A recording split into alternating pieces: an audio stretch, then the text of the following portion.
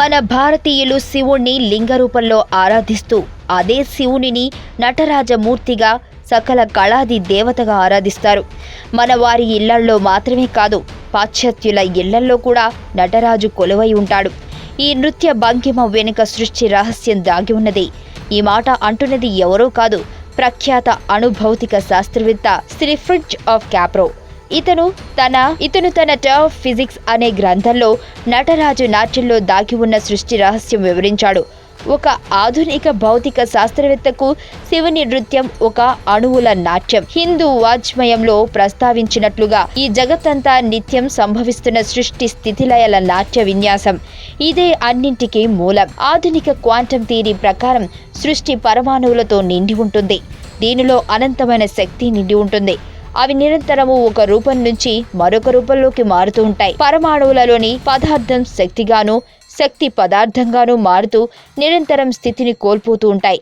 పరమాణువులలోని electron కణంగాను, మరికొన్నిసార్లు తరంగంగాను లయబద్ధంగా మారుతూ ఉంటుంది. అందువల్ల ఇది స్థిరం కాదని తెలిసిందే. ప్రతి వస్తువు పరమాణువుల సముదాయం. ఆ పరమాణువుల కదలికలు ఒక లయబద్ధ విన్యాసం.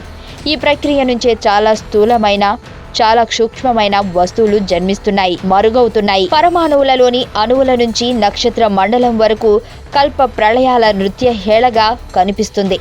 ఈ సృష్టి సమస్త లయకారంలో ఒక లయబద్ధ కదలికగా కనిపిస్తుంది. ఈ లయబద్ధ కదలికను నటరాజ నాట్యంలో పోల్చుకున్నాడు కాప్రో. అతను ఇలా అంటాడు: శివతాండవం యొక్క ప్రాముఖ్యత 3 ముఖాలు కలిగినది. శివుని నాట్యమూర్తిలోని వృత్తాకారపు ప్రభలయబద్ధమైన ఈ జగత్ కదలికకు రూపం. శివ నృత్య కారణమేమనగా సర్వ మానవుల ముక్తి.